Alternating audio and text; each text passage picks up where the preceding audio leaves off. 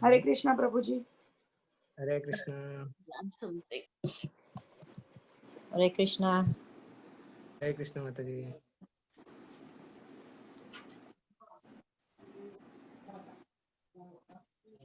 অসুবিধা কোনটা আমরা শুইবার? हरे कृष्णा। हरे कृष्ण।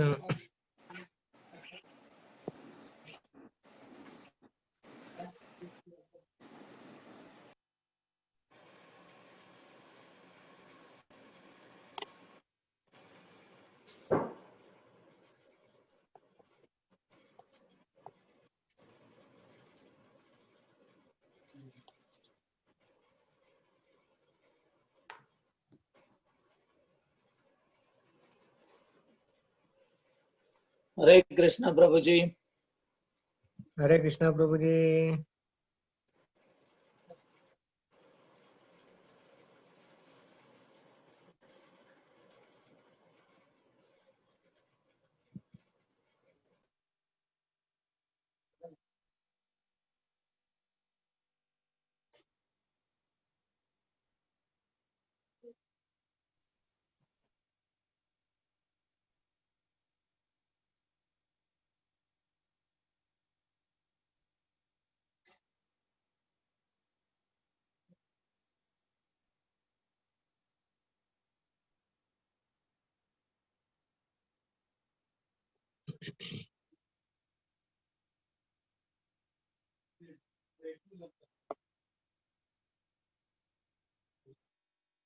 Hare.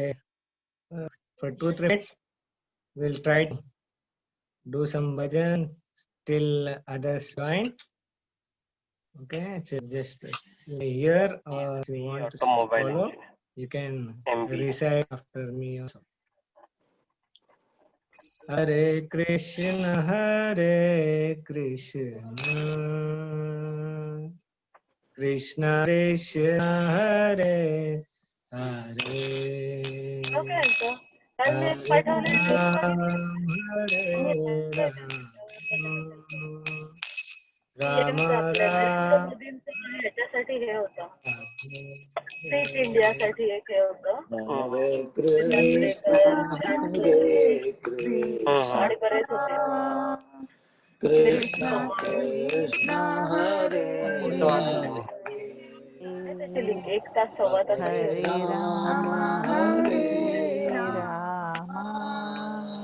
त्याच्यात पण झाले राम होते राम हरे Hare हरे कृष्ण।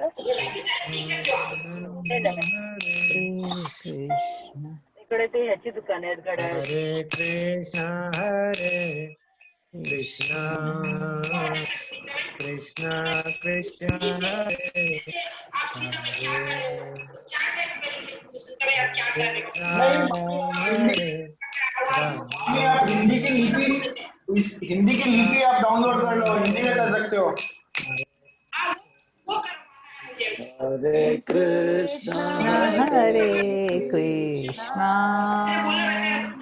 हरे कृष्ण हरे हरे हरे राम राम राम हरे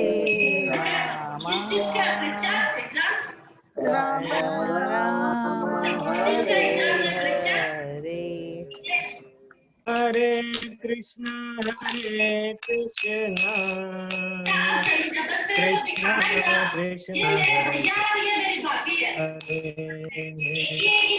Hare Ram, Hare Ram, Ram Ram, Hare हरे कृष्णा हरे कृष्णा कृष्णा कृष्णा हरे हरे राम हरे Ram Ram Ram Ram Hare Hare Hare Krishna, Hare हाँ क्या Hare Ram, Hare Ram, Ram Ram, Hare Hare. Hare Krishna, Hare Hare Ram, Hare Ram, Ram Hare Hare. Hare Krishna, Hare Hare Krishna, Krishna, Hare Krishna, Krishna Krishna, Hare Hare, Hare Ram, Hare Ram, Ram Hare Hare. Hare Krishna, Krishna Krishna, Krishna Hare Hare, Hare Ram, Hare Ram, Ram Hare Hare. Hare Krishna, Krishna Krishna Krishna, Krishna Hare Hare Hare, Hare Hare Ram, Hare Ram, Ram Hare Hare. Hare Krishna, Krishna Krishna, Hare Hare, Hare Ram, Hare Ram, Hare Hare. Hare Krishna, Hare Krishna. Hare Krishna. Hare Krishna. Hare Krishna. Welcome all of you to the second day of our discussion on Bhagavad Gita. In a short way, we're just looking at a very, very high level overview of what this Bhagavad Gita is all about.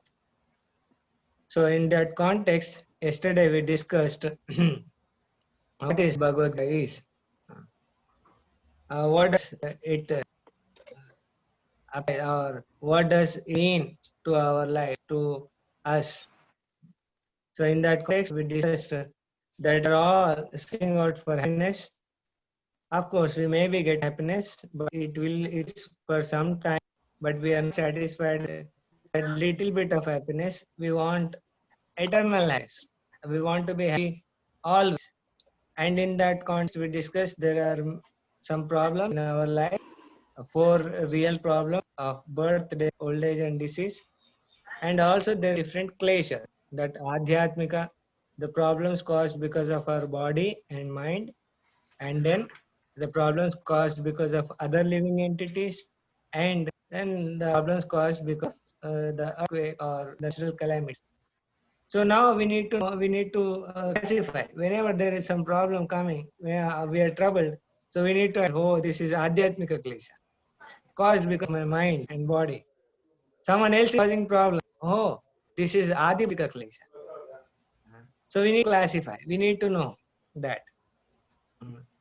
And then we discuss that these are things, there are common things between us and the other living entities, that is eating, sleep, mating, bending, which others are also doing. But as human beings, they are all undergoing the same kind of problems which we are undergoing. Probably they are undergoing a problem.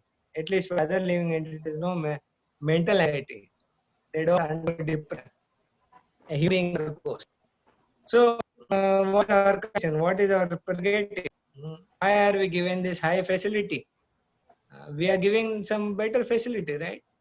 So, why are we given this? So then, His Divine Grace A.C. Bhaktivedanta Swami Srila Prabhupada, he gives an analogy. He says that in a court, the judge is given higher facilities. But whereas the same in the court, there is a peon who is not given that high facilities. Why is that so? He is given high facilities so that he has got higher responsibilities to perform, right? And that is why he is given high facilities. So similarly, as human beings, we are also given higher facilities, better facilities. So what was so that can execute some higher responsibilities. So what is the responsibility? Is that dharmo hitesham adhiko sheshu, and following the dharma. So what is dharma? How does the dharma begin? That begins with the inquiry. Ask a question. What is the question? Oh, actually, why am I? Who is that God? What is my relationship with Him? I want to be happy always, but I am not able to be happy. There are all something troubling me. So, what is this thing? The questioning ability is there within us. The Dharma, following the Dharma, begins with this basic inquiry. Atato Brahma Jignasa. And so that we discussed. And so, where should we look at for this finding out what is our Dharma? So then we discussed there are three different ways of acquiring knowledge. That is pratyaksha prana, where we want to uh, take it, accept, depending on if I see. See, believing whatever I see. That is not pratyaksha. But we said there are 4 defects in this way of acquiring knowledge. Senses are we have a tendency to commit mistakes. We have a tendency to cheat others. Our senses are illusioned. So because these defects, we cannot understand the things, or someone who has given knowledge, who has got these defects, is not perfect. And then we just anumana pramana, means assuming it may be like this, it may be like that, but that is also not perfect way of acquiring knowledge. And then finally I said there is a third way of acquiring knowledge, that's Vedic knowledge or Shabda Pramana. This is coming from a perfect person, from a perfect source. Therefore, there are no flaws in this knowledge. So to prove that, we have explained various examples of Earth being called as Bhugol, and the human embryology, and the appearances of Buddha, Gautama, and Ashoka Chakravarti, Chanakya Pandita. All these people are mentioned in the scriptures much way back, 5,000 years back. So that an indication whatever we the knowledge in the Vedas is perfect. So therefore, our discussion will be based on this. And there are Vedas, 4 ways. One Veda was there. It was divided into 4 for our easy age. And then 18 Puranas, 108 Upanishads, and so Itihasas, and then Brahma Sutras. So all this knowledge now, as Kali Yuga people, we don't that much of time and energy and the intelligence also to understand. So therefore, the Lord, out of His cosmic mercy, He has condensed that and given in form of Bhagavad Gita. And then Bhagavad Gita speaks about Sri Krishna. It is spoken by Sri Krishna. And Bhagavatam, there is another scripture which speaks about the Lord Krishna. So that is the difference between these 2 things. And in our life, if we study these 2 scriptures, that is sufficient for us. That is more than for us. So Bhagavad Gita speaks of peoples and said, Bhagavad Gita is like a mother, is like an instruction manual, is like a directory. If you have any questions, you might ask them, especially when you want to know the Father. So similarly, you want to know who is my Father, who is Father of the soul. If you want to ask, then whom should you ask? You ask the Vedas. Okay? So therefore, that is how we take it. And as an instruction manual contains everything. How to operate that particular machine, when problems and how to troubleshoot, and when, even if you can't solve these problems looking at the manual, then what is the number you have to die? Similarly, that same thing is given in Bhagavad Gita. To lead our life, what should be the purpose of our life, and when some problems happen, you may be angry, you may be this, your anxiety, your intention, your distress. In the condition, what is the next to do? If you can't solve the problems with this, what is that number you have to? So all these are given in this instruction manual called as Bhagavad Gita. And only if we read and understand. So it's not act spiritual. A lot of people don't take to this Bhagavad Gita and understand, oh, it is spirit subject matter. And therefore you want to read it now. When you should read, after you become old, then you should read. Yes. After you become old, your understanding capacity is so much that you can understand better. Can you understand things better as we go old? No, we cannot understand. So these are things actually we would use right from childhood. Prahlada says, Kaumara achet pragno dharma ragavataniha. He tells one has to start studying about the dharma, knowing about dharma right from the age of 5. And we need so analyze for ourselves how many years have passed after our years of age. So at least by the mercy of the Lord and Srila Prabhupada, at least now, better late than never. So we all have come to understand this knowledge. So that is the specific importance of Bhagavad Gita. And today we'll discuss the second day, we are going to discuss about the 5 subject matters majorly discussed in all the Vedas actually. If you study all the Vedas and say, please tell us summary, we don't have so much of time. So if you want to know what is there, this is what is there in the Vedas. And this is what is explained in Bhagavad Gita also. But today I am going to give very, very high overview, a bird's eye view of this concept. Okay, so we have to start with that, and like yesterday, I'm going to show it on the slides. So if you can't hear, or if I ask a question, so I request all of you to unmute yourselves and then speak out and then mute yourself. Okay, so that's the same pattern which we are going to follow today. So, Prabhuji, can Good. I ask you one question? Are we good? Prabhuji, can I ask one question? We take the turn at the end. Please note down your question. For last 15 minutes, I keep reserve it for question answer session. Okay, no problem. So then otherwise we will end up our question answer sessions. Yes, I agree. Yes. Okay, No Prabhuji. So please note down and we will discuss. Yeah. Okay, good. So the first, yesterday as I discussed, this subject that we have to understand through Guru Sishya Parampara. I talked about, if you see this slide, I hope you all remember, right? So this I explained. So I said there are 4 universities. So what are the 4 universities? I just wanted to give a brief. The 4 universities are Brahma Sampradaya, Sri Sampradaya, Rudra Sampradaya, and Kumar Sampradaya. Sampradaya means actually this knowledge is given by Krishna to 4 people. 4 mainly to 4 people. Who are they? First is to Lord Brahma, then to Lakshmiji is on consort, and Shiva, Lord Shiva he gives, and then Chaturkumaras. They are the first sons of Brahma. Okay, to these 4 people, Krishna gives knowledge. And then they are like, the head of this sampradaya. And then there are acharyas who have propagated these philosophies. So like Lord Brahma's philosophy is being propagated by Madhvacharya.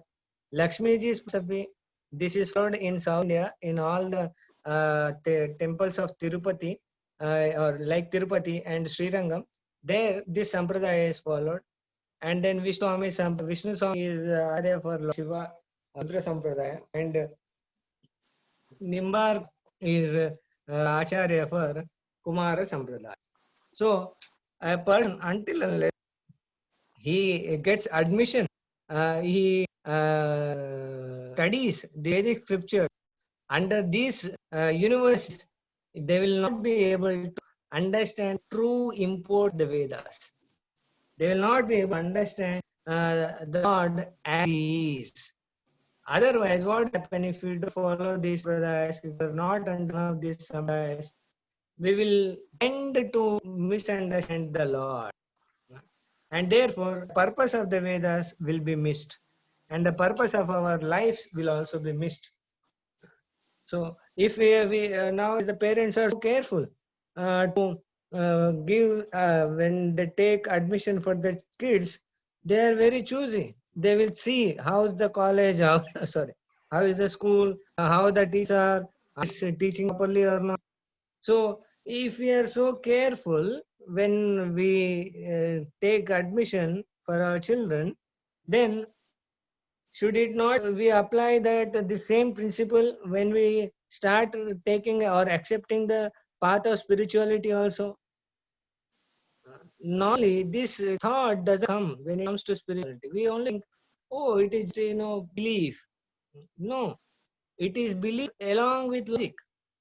Because no one has told us about these things. So just, okay, what do you as part of your spiritual life?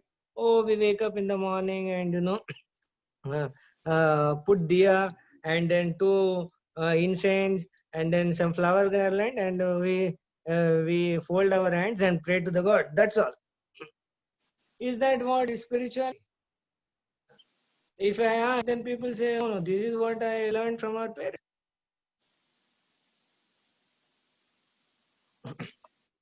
So that is the problem. So therefore, we need to question.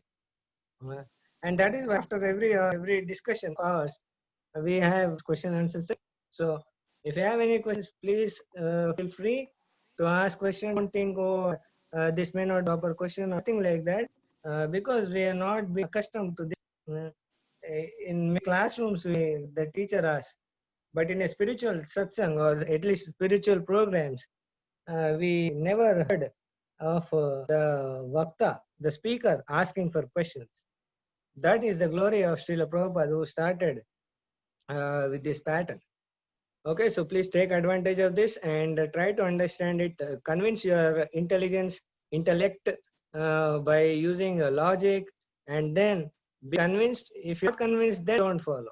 If you're convinced, then probably will follow. So that is my request to all of you. I will not say that you please accept whatever I say. No, I don't have that right, and you don't also have the obligation to follow that. Okay, so understand it logically and get convinced, and then only you start following the teachings of Bhagavad Gita. So there are 5 subject matters. The first one is who am I? Who am I? That the intuitive understanding is that we say if someone asks, what is this? And I say, it's my hand, or you say it is my head, or it is my this, it is my that, it is my dress, it is my coat. Like this we say. But uh, who is that me in this? If I say, who are you actually? We say, my name is this, my name is that. No.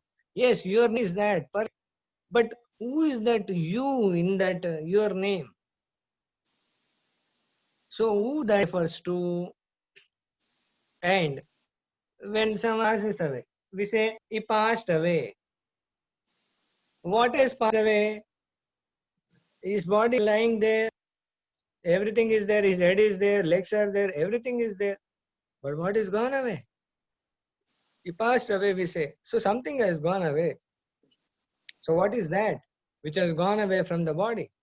What is that I in that mind? Who is that me in that mind? That we have to understand. So who is that? Can anyone say, who am I? Soul. I am a soul. So Atma, at least we have this basic understanding. And there are a lot of theories. Of course, science did not believe, but now they have started believing, and they are doing a lot of experimentation, based upon the past life memories or NDEs, near death experiences. Because of all these things, they're coming to understand that there is something inside the body which is actually making us move, which is making us think, which is making us talk. If all the body organs are there, but if that part is not there, the soul is not there, can we speak? Can we see? Can we do any activity? No. That is the specific importance. And this body, if you see, it is made of these some elements, chemicals in our body are there. All these are actually worth 210 rupees. Maybe this is some time back, 5 or 10 years back, this was the calculation. If you add inflation, maybe you can double or triple it, no problem. But still, do we say, this is my value? No, it is much more. So what is the value we are paying for? What is making us invaluable? Actually, no one can pay for one living entity. No. So what is making us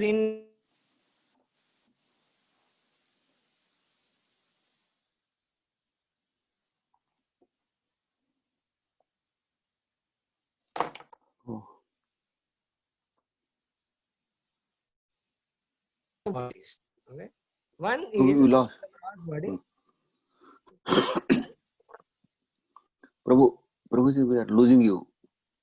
Oh, losing. Just a minute, huh?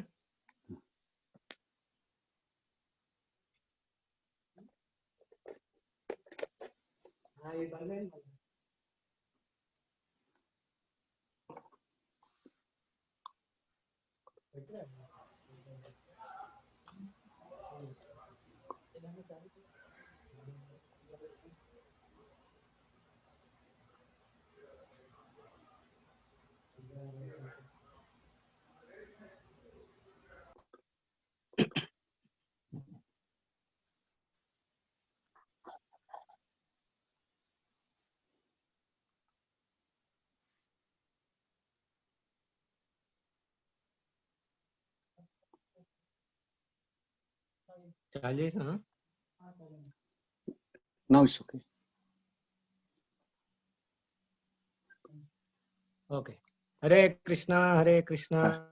Hare Krishna, Hare Krishna.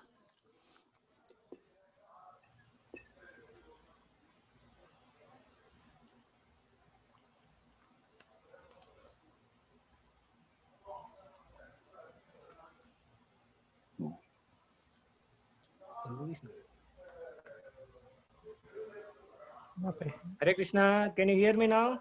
Hare Yes, Krishna. yes, Prabhuji. Hare Krishna, Prabhuji. So, about the soul, there are two bodies. One is gross body, which we all can see, which is made up of panchabhutas, that earth, water, fire, air, and ether. And we are, of course, trying to find out happiness at this level of senses, which are made of this earth, water, fire, air, and ether. And there are five senses are there: ears, eyes, nose, tongue, and skin. Majorly, our medium of happiness or the search for happiness, which we talked about yesterday, we are trying to find out through these things. Through ears, we want to hear nice music. Eyes want to see beautiful things. Nose wants to smell fragrance, a nice fragrance. Tongue wants to taste something nice, food items. Skin wants to touch soft things and become happy. These are the different ways of getting happiness through the senses. However, we don't uh, find that this happiness lasts. If you see some beautiful thing for continuously for some time, after some time we lose some interest. It doesn't appear so beautiful as it appeared in the first instance. And that is the case with all other senses. That means the happiness actually is not is the requirement of these things. Let's say if you like to eat gulab jamun, and I say, okay, I'll give you continuously every day gulab jamun. Can we eat? Or I say, okay, I'll give you 100 gulab jamuns at a time. Can you eat? We cannot. No. Or after some time we feel, oh, no, I don't want it anymore. So that is the nature of this gross body and the gross senses. It gets saturated. Therefore, the happiness is not this happiness which we are actually anchoring for. Then there is another body, like it's like inner garments when we wear. That is called a subtle body, and the subtle body is made of mind, intelligence, and false ego. These are not perceivable by any gross senses. You can't say, oh, this is where my mind is. We may experience, we perceive by our thoughts. The intelligence cannot be shown. This is where my intelligence is. Unlike the gross things, you can show our eyes, you can show our nose, you can show our tongue, but we cannot show these three things. So that is why they are called a subtle body. And again, we try to find happiness through this. If they don't find happiness through the gross things, people try to find out happiness through mind by thinking various things, or some people find happiness by the using their intelligence, like for example playing chess. The people forget what they are eating, what they are not eating, or some doctors or some whoever, if their intelligence is engaged, then they don't mind, not eating, not sleeping, or what eating, what not eating. It doesn't matter for them. So their happiness is derived through applying their intelligence. So these are higher states. And then the happiness is also derived through false ego, like politicians. They'll fast for so many days. That means he's giving up his physical needs to experience the happiness of being a powerful person. or being an influential person. For that, to satisfy his ego, he will give up these lower things. So, but still, they are not happy. That means the happiness which we are trying to find out through this gross body and through subtle body is not what we want. Or these things, even if they experience happiness, that will not last long. So then what is who actually wants the happiness? The happiness is the requirement of the soul. And what are the characteristics of soul? It is Sat, Chit, Ananda. Sat means eternal, Chit means full of knowledge, Ananda means bliss, happiness. So Sat means it is eternal. The body dies, but the soul doesn't die. So that is why we always feel, I am going to live forever. Ahani ahani bhutani gachanti yamayam. In the Yaksha Prashnas, Yamaraj comes as a Yaksha and asks various questions to Yudhishthir Maharaj. Some 100 questions are asked. In that one question is that, he asks, "Yeah, Yudhishthir, please tell me what is the most surprising thing or wonderful thing in this world." Then Yudhishthir Maharaj tells that everyone knows that or sees that others are dying and know that my father or my grandfather or some relatives, they have died, but this person thinks I am not going to die. So where is this thought coming from? This thought is coming from the soul, because the soul does not die. Okay, so that is the criteria. That is where the thought comes from. And then Chit, it has got all knowledge. We all are knowledgeable. Of course, this is now covered with the subtle and gross bodies. And then ultimately we want happiness. So who actually wants happiness is the soul, not the gross body, neither the subtle body. The ananda, the bliss, is the requirement of the soul. And therefore, it is important first we understand this and then try to provide happiness to this soul. So this is what, summary of what we discussed. The happiness is at the different levels we try to experience, but actually the happiness is the requirement of the soul. That is because that is a characteristic of the soul. So it is like, but do we see that? We don't see. It's like, a car, a man is compared to the gross body is compared to the car, and the soul who is unseen is compared to the driver who is unseen.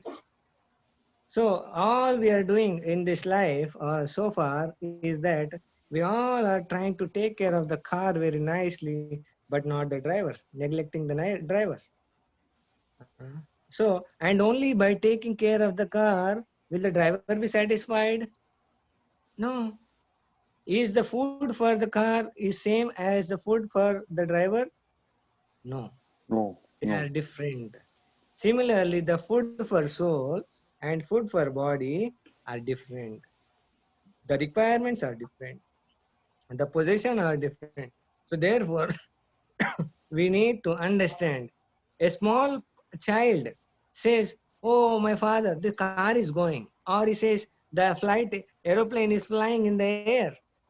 But the father says, "No, no, no, it is not going. It is being driven by a driver, the car, and the flight is being flew by the pilot." So similarly, people who are high intelligence, what they do, they know that there is a soul which is there in this body. And that soul is an important thing which is driving my body, without which the vehicle and this body doesn't have any meaning.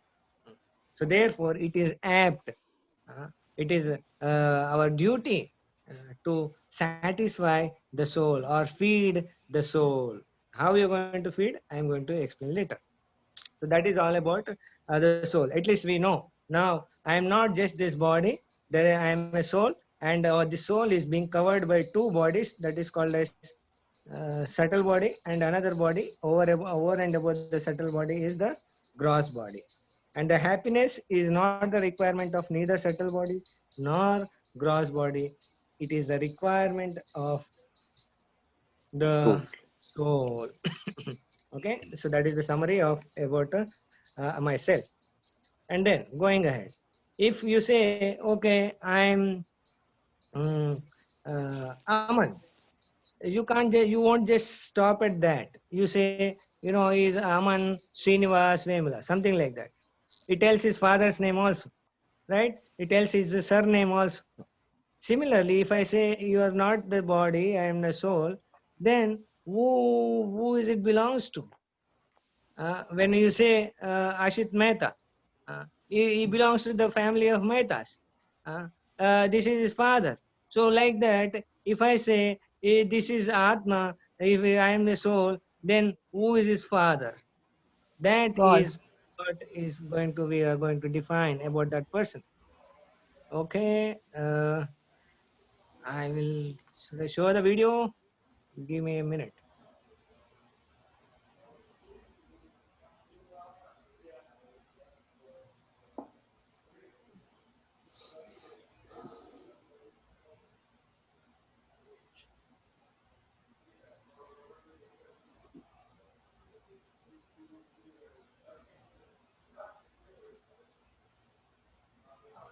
Okay, I'll show you some part of the video, may not be full.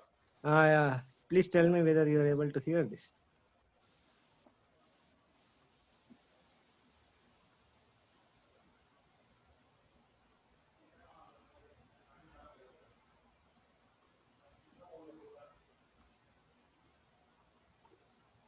You are able to hear the sound?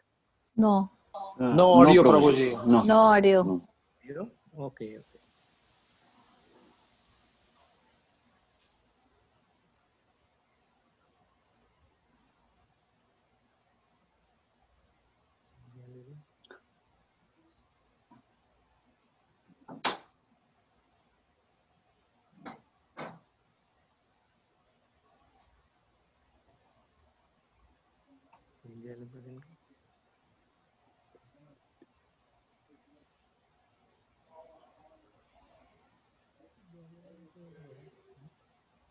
Play అవుతుంది కానీ నాకు sound వినబడుతుంది ఏదన్నా laptop ఏం పడబడుతుంది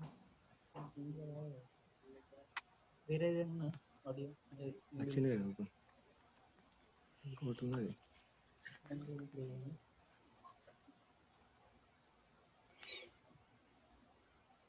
just a minute. I'm trying to find out how it's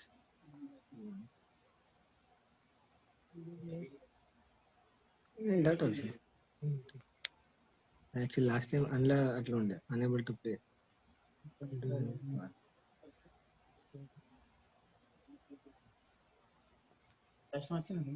Last time నేను అందులో laptop లో play చేసిన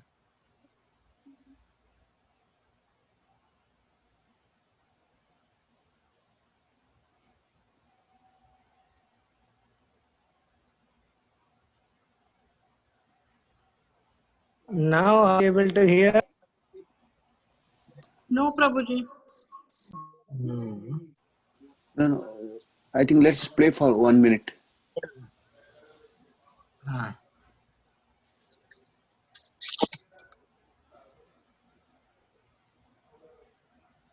Okay.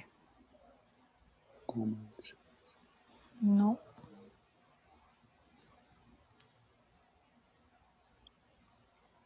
Yes, no? No. No, No, no. Prabhuji. Okay, what I'll do is I will try to send this in the group. Later you can see. Okay, But okay. meanwhile I'll try to explain what is there in this video. Okay, that is already I put in my presentation. However, but if you see the video, it will be like it's like watching a movie. Okay, so the crux of what the video says is, and if someone is not there in that BG Crash Course 7 group, try to get added in that, and then I am going to post this video over there. So what the video says is, if there is a creation like this or anything that matter, it can't just come up like that. There must be a creator. Whether you talk of this architecture or mobiles or television or cars or bridges, whatever we see, the man-made wonders, they are all Burj Khalifa, whatever you say, everything is made by man. If whatever man has made the things and they are being made by someone, then something which we are not made by man, is it made by someone else? Like this, you know, the human eye. The human eye has got a potency to see 7 million colors in a second. Who has created this eye? And if you see the flowers, there are thousands of varieties of flowers are there, at least now. And what is it? The soil is same, the water is same, air is same, everything is same. But how the different colors? Who is giving this color? If you see this little bird, it's so beautifully colored. Who is giving the color to this bird? Is it happening automatically? Can we say like? Actually, normally people who are little scientific, they think that we are logical. And bigger, all the big scientists, they were all believers of God. Newton had a friend who did believe in the existence of God. And so what one day Newton did was he took him to his laboratory, and he showed me a model of the universe. And he played he switched on button, and the universe model, like the sun is there and around the 9 planets moving and so on and so forth, that started working. And the friend said, wow, who has done this? Then Newton said, I don't know, yesterday it was not there, today it came up automatically. Then the friend said, oh, don't make me a fool, don't think I'm a fool. How can this happen without someone's making? Then Newton said, if this small thing needs someone to do, then don't you think this universe which is running so nicely, so beautifully, is it done by someone else? Maybe some higher power, maybe by someone. So that is the argument given by Newton over there. So this is a logical reasoning, or this is very much logical, that we need to accept that there is someone who has created what a human being has not created. So then there is a control. If there is a control, like the law and order, the traffic signals turn red, yellow, and mm, orange. So we move, or we stop, or we slow down. Is it working automatically, or it's being done by someone? Someone is controlling. Someone is controlling. Similarly, in everything there is someone who is controlling. Similarly, the sun is rising from east every day and setting in the west. Who is doing this? And if the video, if you see, it will show that this Earth planet is positioned exactly at a distance from the sun, that if it becomes little closer, it will get burnt. If it gets little away, farther away, then it will get frozen. So who has exactly pinned this Earth in that particular orbit? Who is controlling all these things? Why the oceans are not coming and flooding the cities? Why it is just touching the brink and going back?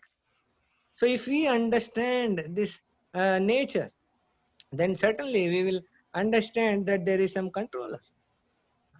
And the beauty, now it's rainy season here in India. And what happened, what is happening yesterday, couple of days back, the entire Bombay got flooded. And who has flooded that? It's just the water which has got evaporated from the ocean and converted into cloud, and it has moved. Is there any mechanism which has moved it? It's just floating in the air like a cotton swab, and then it came and poured. If this same thing has to be done by a human being, can we imagine someone doing this, flooding a Bombay by human endeavors? It's impossible to think. So therefore, when we observe things of what is going on around us, then we certainly conclude there is someone who is controlling all these things. So what we are not controlling, the things are controlled by someone else.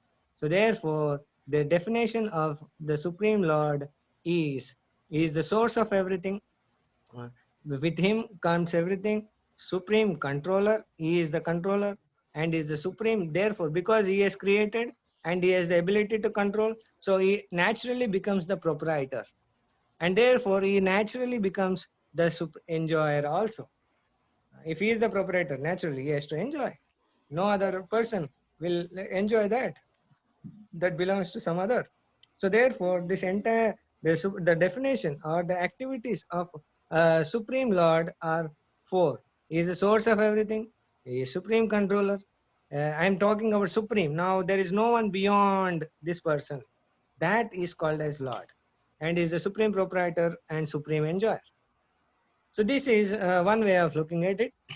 Another way of looking at it is, and who is this? This person is, we are going to discuss about him. And another way of looking at him is that this person has got six, or we all of us get attracted to six opulences. What are they? One will be attracted to wealth, and this is what is all pervading now in this age of Kali. We are all attracted by wealth. And someone is attracted to strength. Oh, power. He has got so much of power, so much of influence. So let me make friendship with him. Let me have my acquaintance with him. And then get attracted to the fame. If he is a famous personality, we try to get associated with him.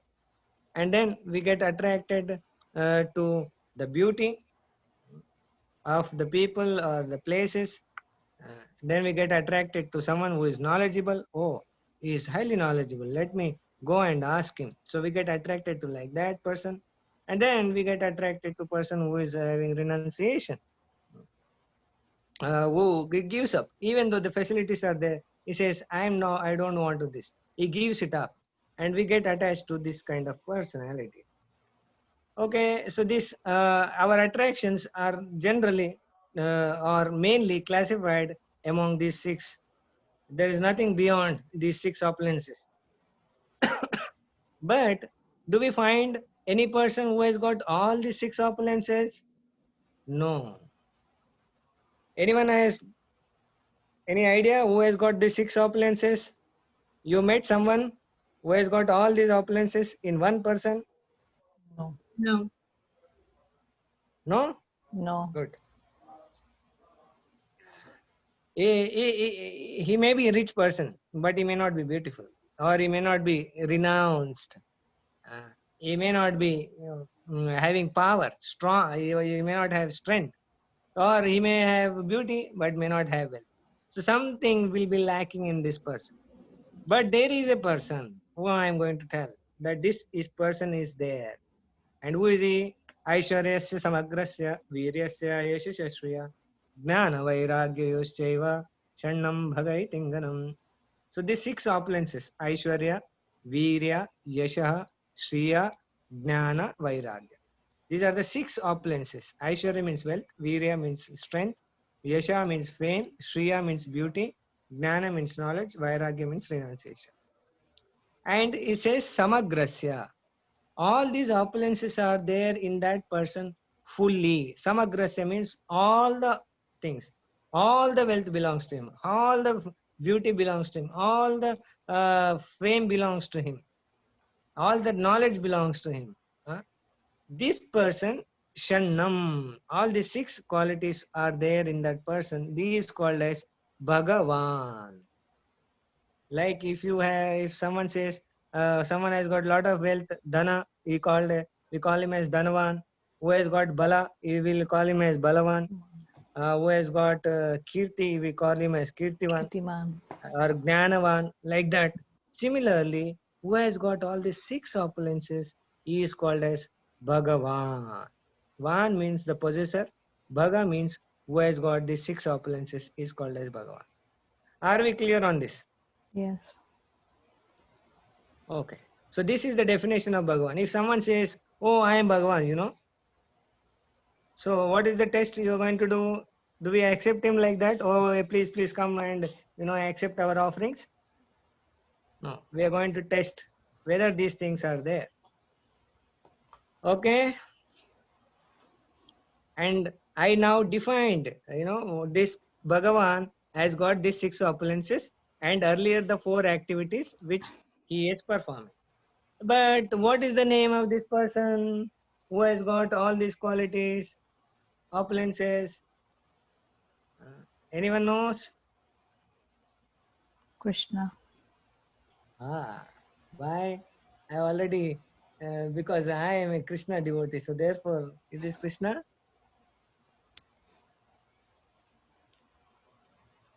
Anyways, ISKCON, International Society for Krishna Consciousness. Oh, Bhagavad Gita, Krishna's photo is there. Is that the reason? Yes, Ishvara. that is also the reason. Huh? I am going to explain why is that person Krishna. Okay, so all the wealth. Oh, Huh?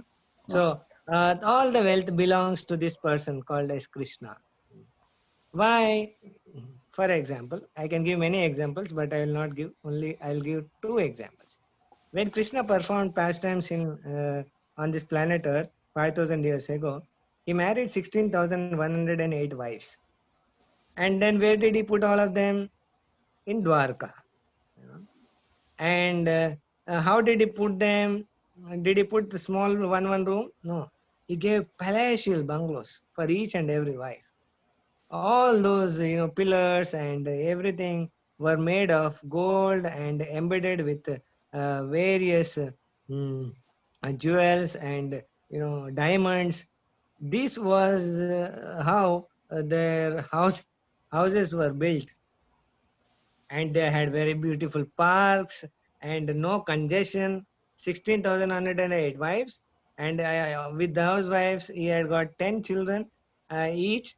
And so calculate, and then in each house he had at least 100 or 200 servants, and that these all were there in a place called as Dwarka, on an island. And oh, so beautiful parks and clean and neat. No rats, no crows, nothing was there. That was the opulence. Who in the world can manage to have this, to give this kind of opulence to all those 16,108 wives? We cannot even imagine. So that is first thing. Second, it is said that all of us, if we want Lakshmi or money, we all pray to this goddess of Lakshmi. But who is this goddess Lakshmi?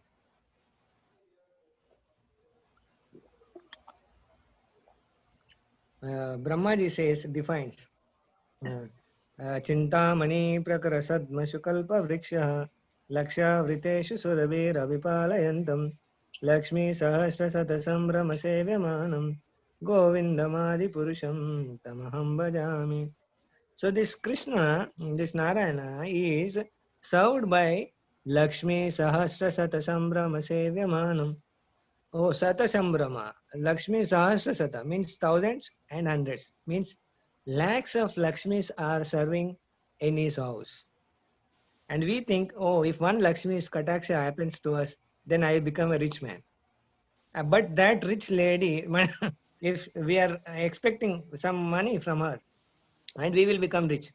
But that means she should be so opulent, she should be so rich. But this rich lady is working in the house of Krishna. Sahasra Satasambrama Sevyamanam. She is doing service. What service? Brooming, cleaning, cleaning the vessels, cooking for Krishna, serving Krishna. These are the services done by. That means all these Lakshmis belong to Krishna, therefore all the wealth belongs to Krishna. Okay, that is how Krishna is all wealthy. I am not saying he is the richest, but he is the person who has got all the wealth, or all the wealth of this world belongs to him. Okay, that second is restraint. It's easy to understand. It's just 7 years old. He has lifted Govardhan Hill for 7 days and 7 nights without any fatigue, without any trouble, and he was happily enjoying with the gopis and with the cowherd men over there. It was not at all troublesome for him. And how did he lift? He did not lift with the two hands and oh and making sounds. He lifted with the left hand and with the little Little finger. finger. Yeah, and it is the weakest part of the body. And he lifted that huge hill. You know how much perimeter was when Krishna lifted Govardhan hill? 84 kilometers only. Now, of course, it has reduced to 27. But when he lifted, it was that big. And that much height was also there. So that is the strength of Krishna. Not only this, he killed many demons while when they came to kill him, like Putana, Agasura, he was just a three months old boy, but he sucked out the poison and he sucked out the life hairs of Putana. Many Rakshasas he killed. So that shows his strength and his fame. Krishna is not just famous for his good things, but he is famous for his mischievous things as well, as butter thief, as clothes thief, so on and so forth. So if he is, even if the so-called mischievous activities he is famous for, then what to speak of the good things which he does? So his fame, and then he is beautiful. That's why so many lakhs and lakhs of girlfriends while in Vrindavan when he was a boy. And then when he got married and settled in the life, he had only 16,108 wives. You know, that is how he was beautiful. And now also all of us get attracted to the beauty of this personality. And then knowledge, he has given this Bhagavad Gita, as I discussed yesterday, that he has churned the Vedas, all the Vedas, on the spot. He did not prepare yesterday. So Arjuna is going to, get puzzled and I have to speak. So therefore, let me write notes and, prepare. On the spot, he, churned out all the Vedas and gave it in the form of Bhagavad Gita. And that too, the greatness is there is no more version changes. Once is given 5,000 years back, still we are reading the same thing as it is. That shows how much knowledge he has. And of course, he is the source of all knowledge. And then renunciation. In spite of having all these opulences, who will become a driver of a chariot? That is the renunciation of Lord. Right? In spite of having so much money and beauty and fame and strength, who wants to drive a chariot? No one but Krishna. That is his greatness. He loved the Vrajavasis, the gopis, so much. For 11 years, he just enjoyed with them. And he gave so much pleasure to the gopis. And he also had so much pleasure, so much enjoyment with them. But when the duty came to kill Kamsa and, Paritrana sadhuna vinashaya cha dushkritam, the purpose of his advent is to kill the demons on this earth planet. So when that he was called out for the duty, then he left all of them, never to come back again. That is the renunciation. One more example I like to give. Krishna, now we are reading in the 15th chapter, that 14th verse. It says, Ham Vaishwanaro Bhutva Praninam Deham Ashrita Pranapana Samayukta Vachamyannam Chadurvidam. What does this Krishna do? Being is like Vaishwanara. He is like the Vaishwanara. This is kind of fire in our belly. And that is why there is a temperature in our body. And that is why we are able to digest the foodstuffs. 4 kinds of foodstuffs Krishna helps us digest. In fact, he only helps the crops to grow, and he gives the rain, he gives the water. Everything is done by him. We try to just put it into the mouth, making it doing some alteration, cooking. And then after sending inside the stomach, he only digests it. And because of which we are able to live happily. We get strength, and so we work, and so we enjoy, and we do everything. But still, we don't say thank you to him. If someone comes to you and you help him and he doesn't say thank you, how many of us are ready to help him again if he comes? If you are good, maybe one more time. Okay. But next time, third time, will you help?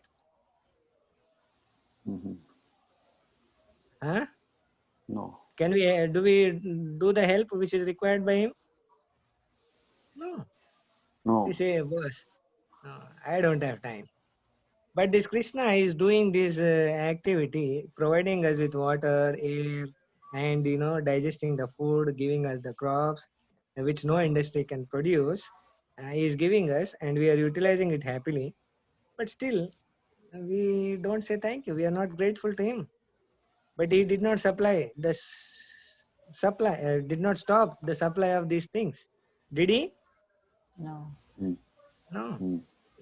We recently, because of this corona, we read an article which said in Italy, the person who got this corona, so he was admitted into hospital and he was put on ventilator. And the doctor said the bill for one day putting you on ventilators is $5,000. And this man started crying. Oh, why are you crying? They asked. Oh, if you feel this bill is too high, then we will reduce. Don't worry. And the man said, it's not that the bill is too high, but for one day breathing oxygen, you are charging so much. For throughout my life, I have been breathing oxygen. I never paid any bill so far. I never even thought that I am taking so much valuable things for my body. And who is providing? Right?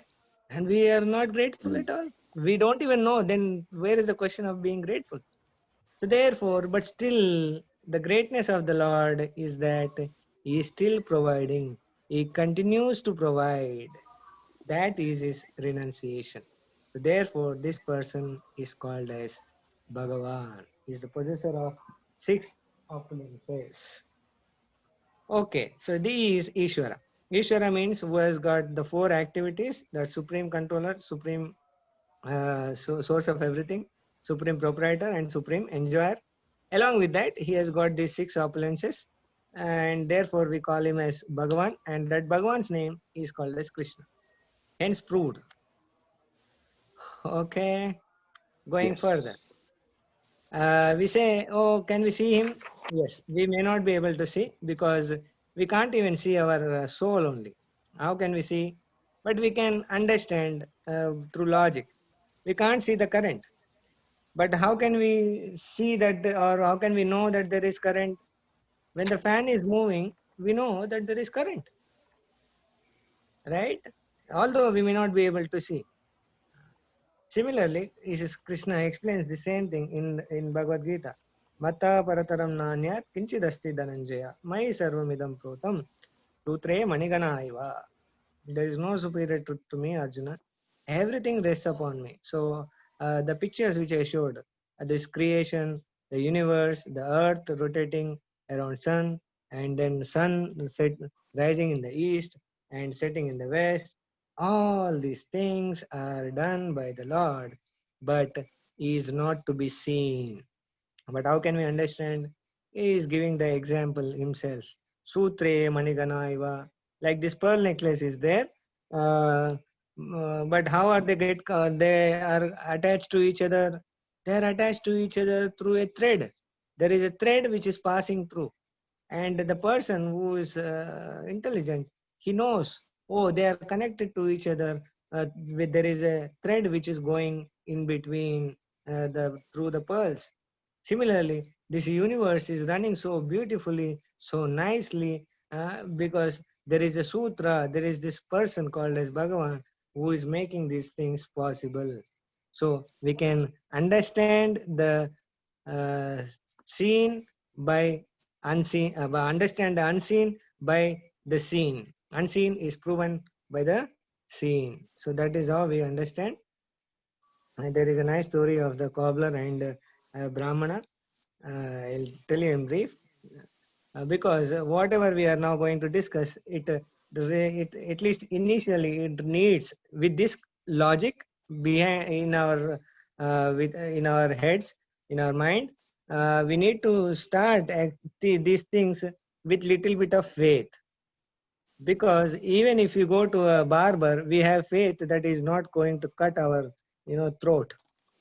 We get into the bus with the faith that this driver is going to make me reach my destination.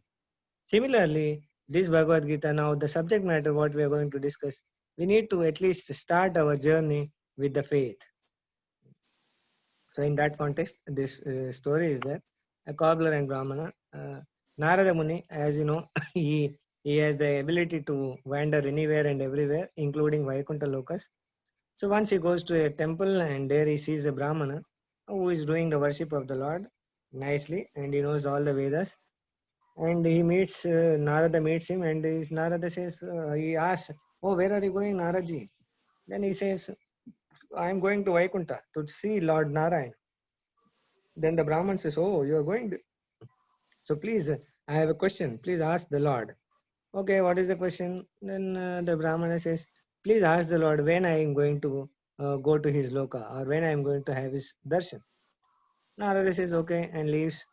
And then while he is going in the forest, he sees a cobbler.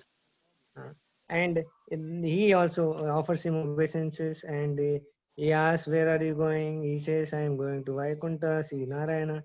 So he also asks the same question, when I am going to see, when I am going to get out of this material world and I have darshan of the Lord, please ask him this question. So Naraji goes to Vaikuntha and he tells about these two people, and he asks this question. Then the Lord says, "This Brahmana, I don't know when he is going to come, but this cobbler is going to come after this his life ends. He is going to come to my world, to this Vaikuntha." And Naraji is surprised.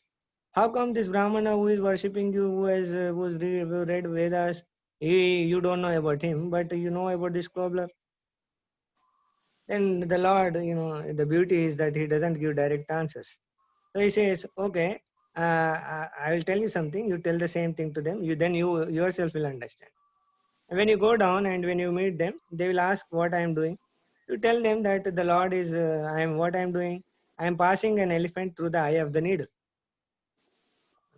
This is what you have to tell them, and then you will get the answer." So Naraji goes and he meets the Brahmana, and the Brahmana asks, "Oh, have you met the Lord?" "Yes," he says.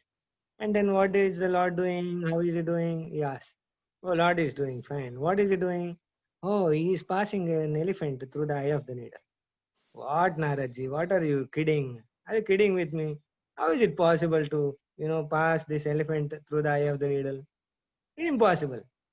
He says like that. He rejects the statements of Narada. Oh, okay. Naraji goes. He understands. Then he goes to the cobbler. And the cobbler says the same thing. He asks, "Did you go? What is my Lord doing?" He says, "Oh, the Lord is passing the elephant through the eye of the needle." Oh, then the cobbler becomes so happy. Wow, how great my Lord is. He is passing this elephant through the eye of the needle. How these wonderful activities can be done by only my Lord.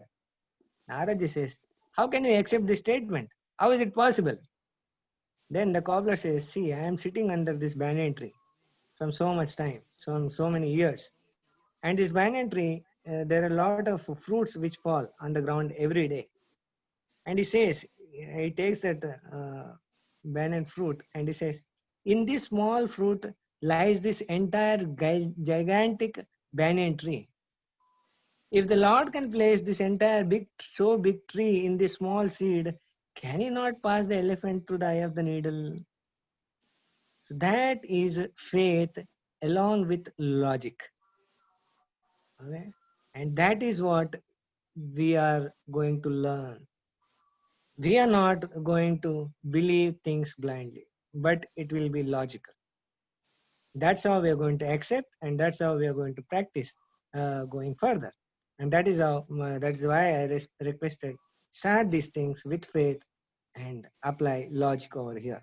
So the cobbler is not a blind believer of the Lord. He did not just accept, the Lord can do. Normally, if I ask people, they say, Lord can do anything. But how can we support the statement? So that is what we have to learn, because if we understand these things, and mind you, the children of nowadays, if you don't give them this kind of reasoning about the Lord, about who is he, what does he do, if you don't give these answers, the children, I am telling, they are not going to follow the spiritual path, or not even forget spiritual path. They won't believe in the existence of God. They won't believe in the Vedas, and then it will be chaos in the society. So that's why it is a great responsibility on all of us to at least protect this culture. The culture and the Vedas, this knowledge can be protected only by understanding, by contemplating, and by learning, and then by preaching. Okay. Then the question comes, at least if you are in India or if you're Indians, then we have this question. Is there only one or many? Because India is a supermarket. So yes, there are many, but there are different. They are, simple. I am not explaining in detail, but in a short, many deities are there. They are called as demigods. Demi means semi, actually. That they are demigods. They are like the Supreme Lord is the main boss, or is like the Prime Minister, and the others are the cabinet minister, and they have been given different responsibilities. There are 33 crore demigods, as we all know, because there are 33 crores departments are there to manage this universe. So, for example, creation is done by Brahmaji, destruction is done by Shiva, electricity is taken care of by Sun, Surya, agriculture, Somo, Bhutva, Rasatmakaha. This moon, actually, in the evening, in the night time, it fills the rasa. You have the taste of brinjal, or the lady's finger, or tomato. All these things have got different rasas. Who is filling that rasa? Is that is done by moon. And rain is the in charge. The in charge is Indra. Kuvera is in charge of finance. Yama is in charge of justice. So like this, there are various demigods are there who are helping the Supreme Lord in executing the universal order. And that is the difference between the Supreme Lord. The Supreme Lord is one, and these are all his assistants or cabinet ministers who are helping him in assisting him in maintaining the universe. And you may say, okay, then why different scriptures? Uh, Quran or Jesus, Bible, so on and so forth. Oh, different scriptures are there, but the meaning of all the scriptures is one and the same. The essence is always the same, that you have to love God. That is what is explained in all the scriptures. Like the different dictionaries. If a small kid, we give him a pocket dictionary, he knows just the meaning. But if he's a PhD student, he will refer the encyclopedia. The meaning will be same, but the explanation will be elaborate. So that is how the scriptures are also. Like, if you see, the knowledge of God is there with all. In Islam, they say Allahu Akbar. What do you mean by that? Allah means God is great, is all powerful. That much they know. And Christianity, they know the God lives in heaven. So we should all atone for our sins, and we should all go back to heaven and meet him there. And then, at least the Vedic Sanatana Dharma, it says that God is great, and he lives in the spiritual world, and his name is Krishna, as I discussed now, and he performs various activities. This is what we are discussing every day in the evening, from 6:30 to 7:30, or 6:45 to 8 o'clock. All the pastimes of the Lord are discussed, but the other religions does not have this much of information. And that is the greatness of this Sanatana Dharma. This is like a PhD student having elaborate explanation about the same word. Similarly, we all have an elaborate scriptures, elaborate discussion about who God is, who are his parents, what does he do, why does he come, how does he perform his leelas, who are his relatives, so on and so forth. All the information is there.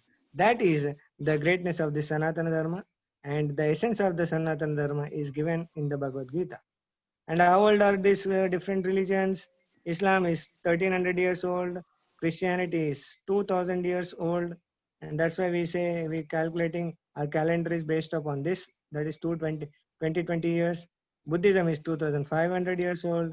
Bhagavad Gita was spoken to Arjuna by Krishna 5000 years back. And but this is not the time when Krishna gave this knowledge. This was already there. As I said yesterday, at the time of creating a product, the manufacturer makes the manual. Similarly, the Lord, when at the time of creation of this universe, he gave this Vedic knowledge. So therefore, this is all there. with all of us. This knowledge is there from the beginning of the creation. So it is not new. It is not just 5,000 years old, but it is from the time of creation. This is there. So that is how the different religions are there. But the meaning of all of them is to love God and move towards Him. That is what it is. I think 2045. Okay.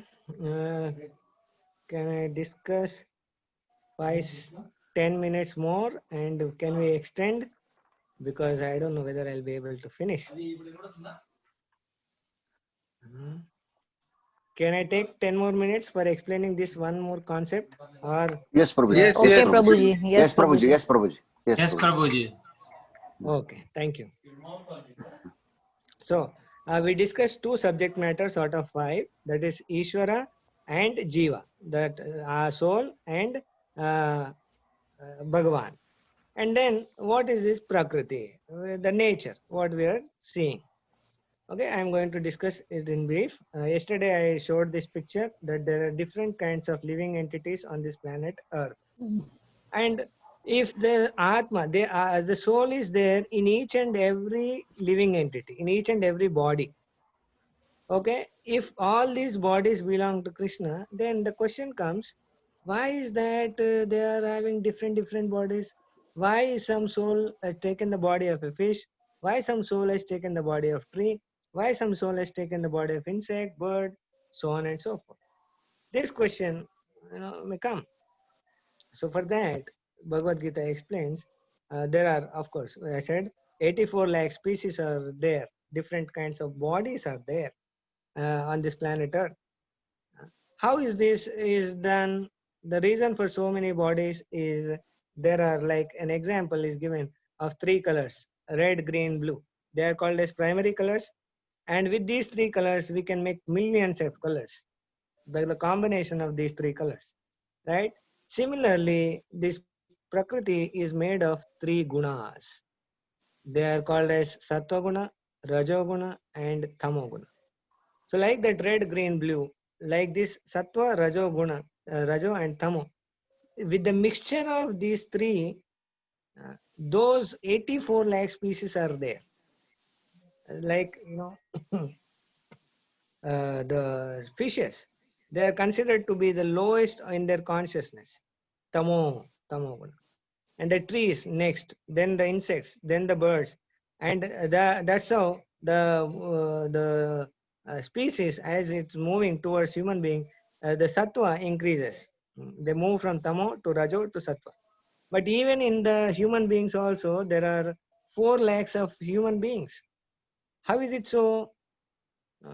Because the combination of this, someone, the tamo guna is 60%, rajo guna is 20%, sattva is 20%.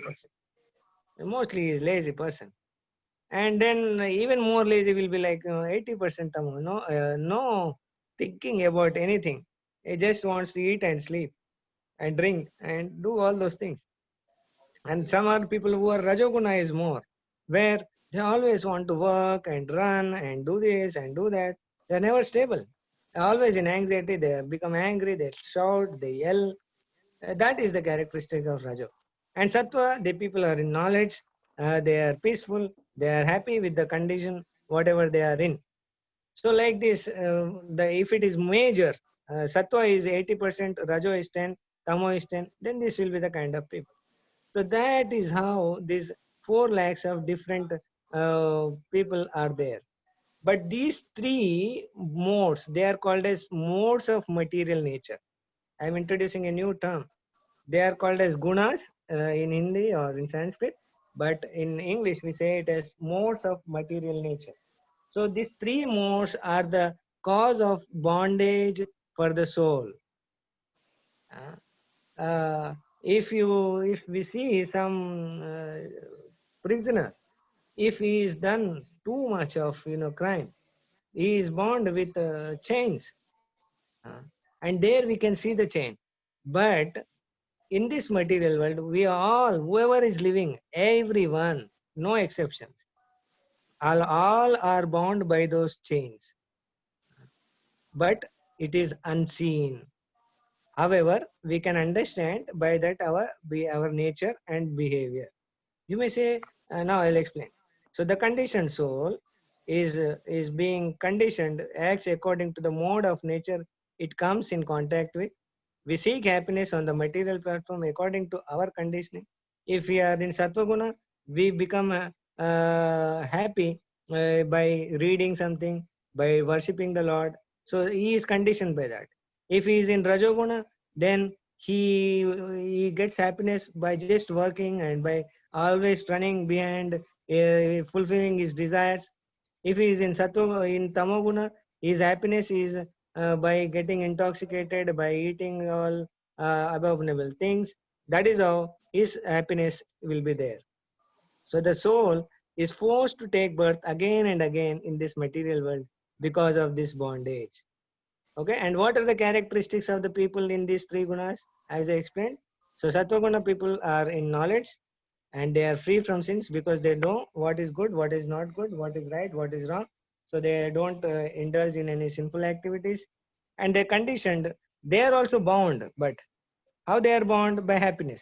Oh, I know these many things, so I'm happy here. He doesn't think about getting out of this material shackles. With this gunas, we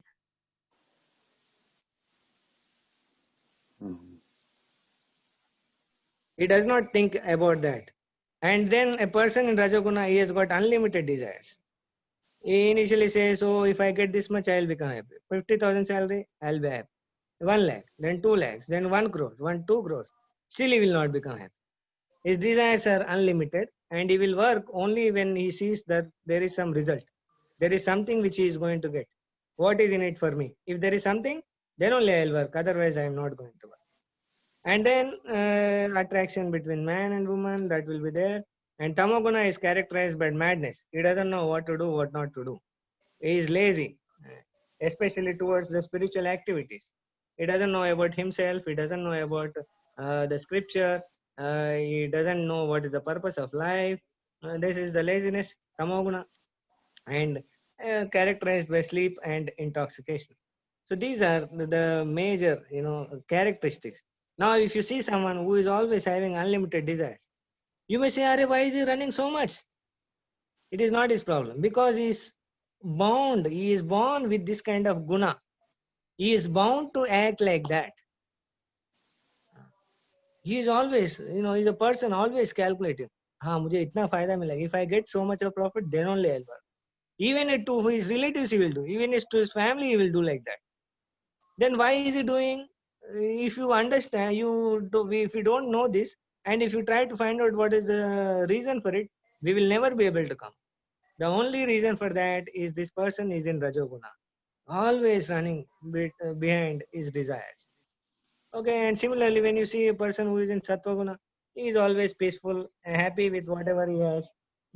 He doesn't trouble others much. And these Rajoguna people, like, in the morning, they have to go to the office. They have to get up at 5 or 6 o'clock, but they will get late, 6:30, 7 o'clock. And then they will rush. Oh, give me this, give me that. Oh, they'll make hangama before going to office. And you say, why doesn't he get up just little early and do? He will never do that in his life. That is how the Rajoguna people, the passionate people are there. Okay. So therefore, this helps us understanding actually first, how am I? We need to identify what kind of percentage is there in me and how am I? And therefore, when we deal with others also, we can estimate this, and then we need to go along or deal with them in that particular way.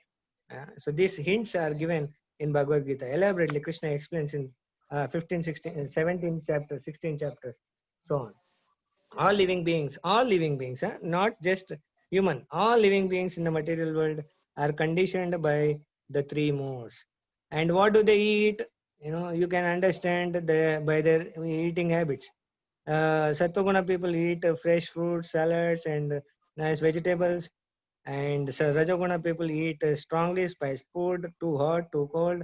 And Rajoguna people, Tamoguna people eat stale food which is preserved for so long time, or petrified food. And what they drink Sattva people drink juices, Tamoguna cold drinks, and Rajoguna people drink cold drinks, and Tamoguna people drinks alcohol. So the summary of about Prakriti. Prakriti provides these 84 lakh species. The bodies are already there. Like who is that? The theory of evolution. Darwin said, we all came from monkeys. No, sir, that is wrong. These bodies are already there, but only the souls enter into this particular body according to his previous karmas. And the consciousness increases from living entities in water to human forms, as I said. And which body we will get next? That is decided in this life. According to the activities we perform in this life, we get that kind of particular body in our next life. Okay. So therefore, these things does not apply to all other animals, but it especially applies to the human life.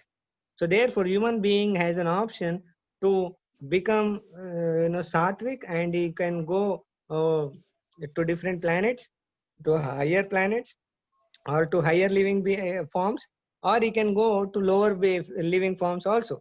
The choice is there with this human form of life. Therefore, it is considered most precious, and only humans can make this choice for the next body. As Krishna says in Bhagavad Gita 8.5, Yam yam vapi smaran bhavam tyajatyante kalevaram tantamevaiti kaunteya sada tad bhava bhavita. It says, whatever we think of at the end of our life, tyajati ante kalevaram, at the time of giving up our body, whatever is our thought, that is how we are going to get our next body. And what we are going to remember at the end of our life, whatever we have practiced throughout this life, that is what we are going to remember at the end, and that is how we are going to get our next body. So therefore, this body, or the time duration for which we live in these bodies, is the preparation for the exam called as death, and that is going to determine the result of our next life. Okay, so that is the summary of these three modes of nature.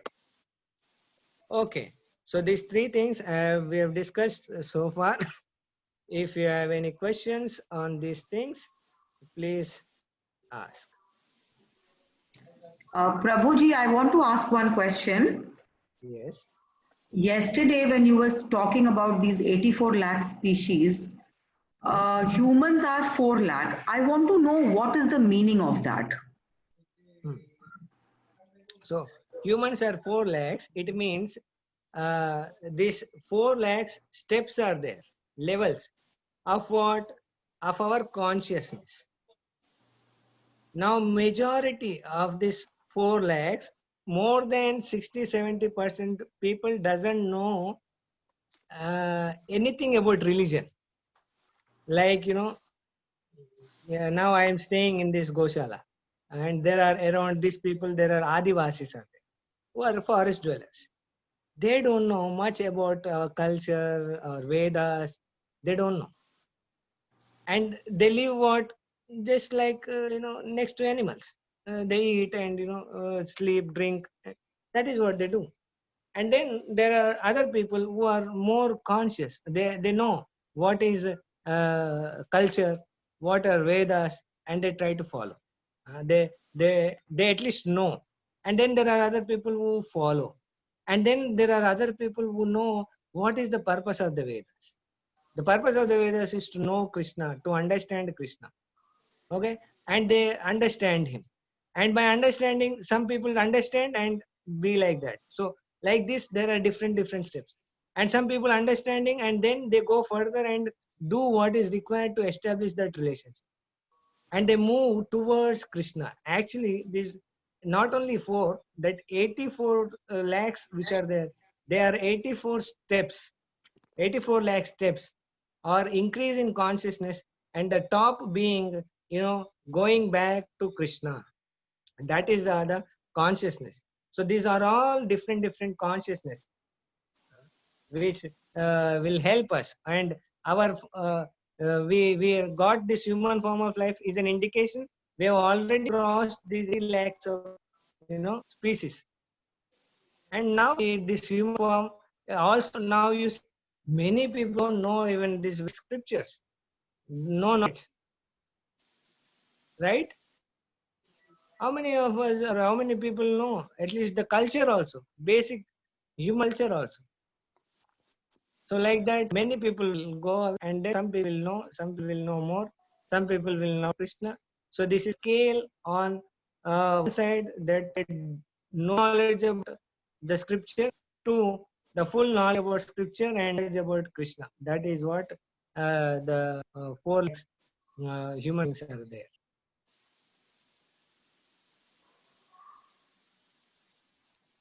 Okay.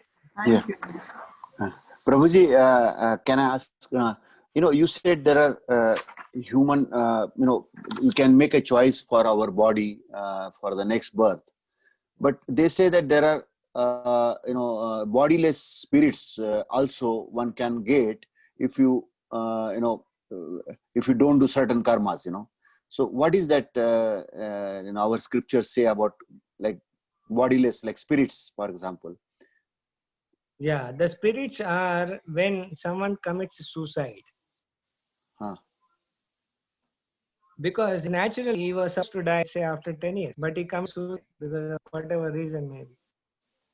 And because he did this unnaturally or by nature, he was supposed to live 10 more years. But that 10 years, he will be in the form of spirit, in the Atma. He will just go on. He will go on till he gets the body next time. For 10 years, he has to wait. So is it a It's like, happy state or when unhappy we state? fly and in the airport there is traffic jam. Then the flight moves in the air. Once Uh-huh. without any purpose and just pass away time. Similarly, the spirits are also like that. They pass. But the problem is even more difficult for them. They think that committing suicide, I will get out of these problems. But they run into more problems, even bigger problems. Mm-hmm. That is the problem. They are the spirits. That is the way they talk about them. Okay. Veda talks about such cases also. Huh? Yes. And the spirits are, of course, and utilized by tantric, and they apply it on others. And that is called as tantra vidya. Oh. It is also scriptural knowledge only. Okay. Prabhuji, one small question. Why we always talk about Hindu Dharma when you mentioned that Sanatan Dharma is the source of our knowledge. So why we are calling ourselves Hindu and not Sanatan? Good question. Very good question. Actually, when the partition happened and the Muslims went that side, and we remain here, and this separation is done by the Sindhu river, and those people used to call Sindhu, and then later by usage it has converted to Hind, and then we talk of Hindu Dharma. Actually, it is not so. It is Sanatana Dharma. This is the name given by Muslims, and we accept happily and we try to follow that. But this is not a term which is there in the scriptures. Nowhere it is mentioned Hindu Dharma. Only Sanatana Dharma is mentioned, and this is how this word came into existence. But it looks like So we somebody should has know made us to forget this word. this. Like nobody knows. Like we ourselves after we never mention in our house also that we are Sanatan. I don't know. This word is totally gone out of our dictionary. Yeah, that is why we are trying to revive. Again, let's understand the importance of this Sanatana Dharma. It is actually the glory of this great land of India, Mm. because this is the place. In fact, early 5,000 years back, there was no America, no Australia, nothing like that. Everything was considered. This Bharata Varsha, Bharata Bhumi, they used to call. Means the entire earth was called Bharat. But over a period of time, it got to countries and different things. And again, the Lord appeared in different forms to tell them about the importance of the scriptures, about the importance of God. But this is the place where all the past. That's why you see the Lord Ram appearing, Krishna appearing, Narasimha appearing. Of course, in various other places also. But majorly have appeared here. That is the great of this land. But unfortunate thing is that we have forgot and we don't bother about this great culture and running behind some external things. Okay, so that's why all these classes, what we are organizing, what we are doing, is only ISKCON as a society. They were trying to revive this Sanatana Dharma. It is nothing like, oh, conversion. People they will talk of they are washing, they are converting. Nothing like it is always there and forgot and trying to remind same thing. The culture of the cows, culture of farms. This is what Sanatana, this is what we used to live in a happy way. We forgot, but now by the mercy of the Prabhupada, we are to revive that. And Bharata Bhumita in my Janma Sartri Karupakara. I don't know how many of you taken that, but at least if they are mostly you are all Indians. Mahaprabhu says, Chaitanya Mahaprabhu says, whoever has taken birth in India, they are so fortunate. And what they have to do, they should make their life perfect and make other life perfect later. Because we have got access to this information which no other person has got. Okay. Srila Prabhupada, when he went to London, and then a journalist asked, Swamiji, why did you come here? Then Srila Prabhupada told, British, when they ruled 300 years, 200 years, they have taken everything from country, but they forgot the most important thing. That is knowledge of Bhagavad Gita and came to birth. So that is our grace. So it is my earnest request to all of you to try and pursue these things and then understand and probably you can do some service to this Sanatana Dharma. Okay, any questions? Does it answer your Prabhuji, I question? have one question, if it's okay. Yeah, please go ahead. As you said, Supreme is the creator, he's the narrator, and he enjoys and he does everything. And this human life comes depending on our karmas, whatever we did. So in India, last time when we went to an NGO, and I saw a son or boy or a girl. He was found in the railway station track and with a very bad situation. He don't know anything. It's like he's, I think, 5-6-year-old he was when he was found. But why he has that kind of life? Why he should be like that? And if he wants to receive the God, or if he wants to do something, maybe he did something bad in his last life, but how can he retrieve, how can he attain the moksha in this kind of stage? Good question. Actually, I asked this similar question regarding karma, and today I'll just, but I'm sorry that I could not go till there. The next two topics which are to discuss is about, it is very short, but after that comes this important topic of karma. So what this child got this kind of condition? Why some children are born in the families, in a comfortable families? That explained karma, and it is generally it is because of the previous life karma. Okay, so as you all said, you said that is true, that the previous lives karmas make this person to take birth in a rich family or on the road or as a that one is the explanation for that, and I'm going to separately discuss about this tomorrow. And how can he change? Yes, he can change, provided he comes in the association of the devotees of the devotees of the Lord. This is the story of Narada. I mean, very beautiful. In the morning we are discussing about his last time. Narada was in the previous life, this story to Sri Lasadev, that he was son of a maid servant, Dasipura. But Dasiputra means, does he have any qualification? Does he have any money? Nothing. But he associates his mother, where she works for in the house. In that house come some devotees, because this Chaturmas, the period which is going, the rainy season is really called Chaturmas. And in this Chaturmas, generally the sadhus, they don't roam outside; they stay at one place. And because can't reaching, can't do outside, roaming, so they stay at one place. And because of this time, they came and stayed in the house of the person where his mother was serving. And he also used to go along with her, and he also started serving them. And he got interested in the spiritual subjects. They bestowed him mercy upon him, and then he understood the spiritual subject very nice, serving them for 4 months.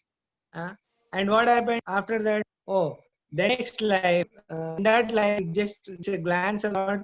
In the next life, he becomes Narada. What is moksha? He can this own body with a body cast. He can go to any planet, even to Vaikuntha, even to Goloka also. So yes, it is possible, but by the association of devotees, that is possible. Because devotion comes with devotees. Bhakti comes with bhaktas, devotees. And that is beautifully explained in Srimad Bhagavatam, 4th and chapter. But in his situation, he's not in that situation that he can even say even God's name. You know, when I see his face, when I heard his story, I cried in front of him. But what can we do for him to get moksha or to do something as a human? So that is even what, as a human, what we can do is, at least I the program for 1 year in one orphanage in Virar, in my outside, and we did a program for 1 year over there, and that is what we can do from our, at least as much as possible from our side. We can go and tell about such matters, tell them the name of the God. That is we can influence. So that is why we need a lot of people who know this, who can become sadhu, who can become devotees and spread this message out.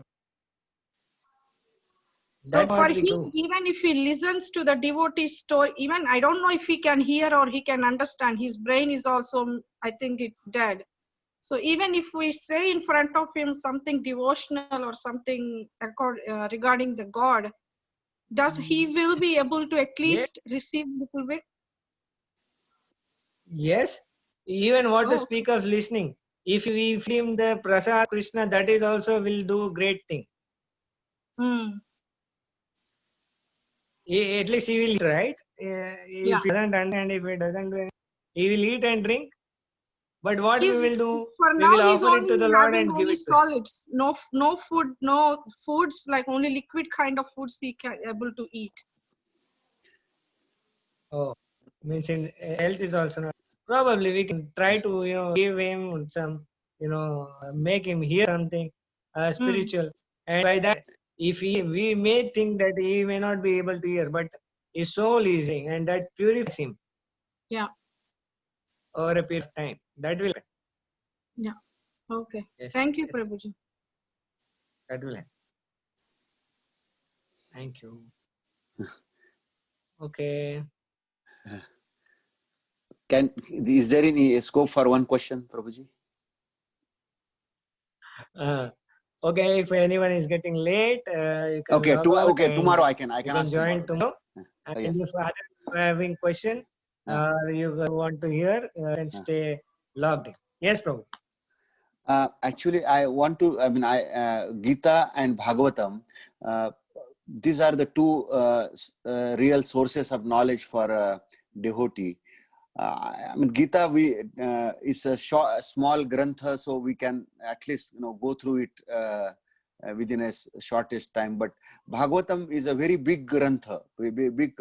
So how do I read and understand, and so much time is required for that, or only Gita is good enough? Oh, you say what is good enough?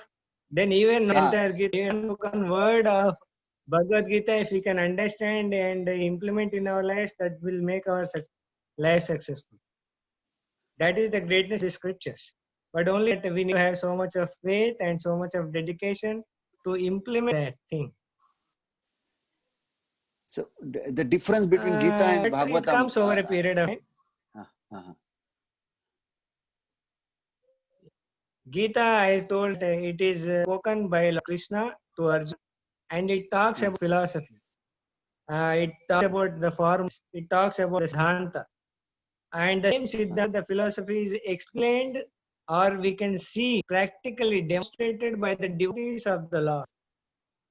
Okay. I said Ananya Chintayantomam. I gave the example. Or Krishna says Satatam Kirtayantomam. So, how is it possible to do always remember Krishna? Then look at Prahlad Maharaj, who always remembered that. And about him is explained in this Bhagavad Gita, in Srimad Bhagavatam. Okay, so you understand the principle in Bhagavad Gita, and you see the practical demonstration of it by the devotees of the Lord in Srimad Bhagavatam. So Bhagavad is about Krishna, about Leelas, and Bhagavata is spoken like that. Okay. Okay. Now I understand. I understood and as far as reading Bhagavatam, and as reading Bhagavatam, it is big. Even Bhagavad Gita also is very big. We feel that it is 700 slokas. But I explain for next 5 years every day. So, will not be able to finish. That's the thickness of the Grantha. But anyways, this spiritual subject matter, so it's not good to get lost. The greatness of this is that if at least materially, if we overwhelm after death, we are going to keep those things will remain over here. But the spiritual subject matter, if we learn, at least if let's say we learn first canto of Bhagavatam, studied, and pass away, then what happens? In the next lifetime, we get an opportunity again, and in that lifetime, we will start from the second canto of Bhagavatam. This first canto will still be remembered. Okay. That is the greatness of the spiritual subject matter. It's going to come along with not these material things. Okay. Can I take the chess or the options we have, facility we have, the money we have, relation we have? Can we? No. So, but spiritual things, unlike that, are permanent and they don't get diminished. And this is what I explained in Bhagavad Gita second chapter. Swalpamapyasya dharmasya trayate mahatopa. Neha abhikramanaashosti pratyeva navite. Na iha abhikramana nasha asti. There is no nasha of this spiritual life. The spiritual knowledge, spiritual wealth which we are acquiring. So therefore, that is a happiness all of us. Yes. Does that answer the question? Yes, Prabhuji. Perfectly understood. And more suggestion. If I know attending the Bhagavad Gita class, and I heard that you are retired, right? Yes, Prabhuji. Yes. Yeah. I'm Now, I'm after retirement, you should like as the Varna system we discussed, you should join Vanaprastham and dedicate fully to reading Srimad Bhagavatam. Then you will be yes, able to. yes, Prabhuji, and that is what one of the Yeah. bucket list I item. mean, that is how you do now. I mean, Yes, yes. all done, all responsibility is done. So let me now Yes. come. This Vilash-ji is Yes. actually returned that is from what Saudi. we all should try. Yeah, that is what I told Prabhuji, and actually this is only because of this retirement only I'm getting so much time for doing some activities which are for God actually. Yeah, very good. Nice to hear you, Happy to Vilash-ji. hear. Oh, thank you. कैसे हो आप? हाँ, हम लोग ठीक है, सुषमा जी ठीक है? आजकल हम मेरे को कोई राइड नहीं देता, आप लोग मेरे को राइड देते थे सऊदी में.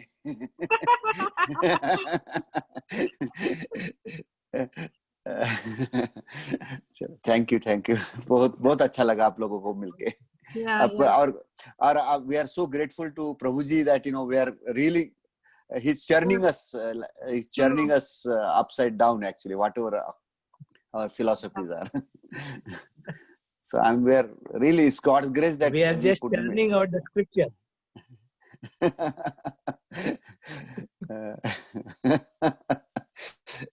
Yeah. Okay, Prabhuji. You are taking time and and attend the classes and understanding this, and that is what we am happy about. So please keep doing this. Please keep spreading. I'm really great to Ajay Babu and Ash Babu, who are taking really much of efforts to contact you, tell you, please join. Very happy with that. So this is what we have done. No, actually, yes, it's like serving devotees of devotees, Yeah. Yeah. True. That is what is the case. Yes. Dasanudasa. Correct. Okay, thank you all very much. Thank you, Prabhuji. We'll meet tomorrow and yes, Prabhu. final session. Sorry, I missed last. Hare Krishna. Thank you, Prabhuji. Hare Krishna. Thank you. Hare Krishna, Prabhuji. Hare Krishna, Prabhuji. Very much. Hare Krishna, Prabhuji. Hare Krishna. Hare Krishna. Hare Krishna.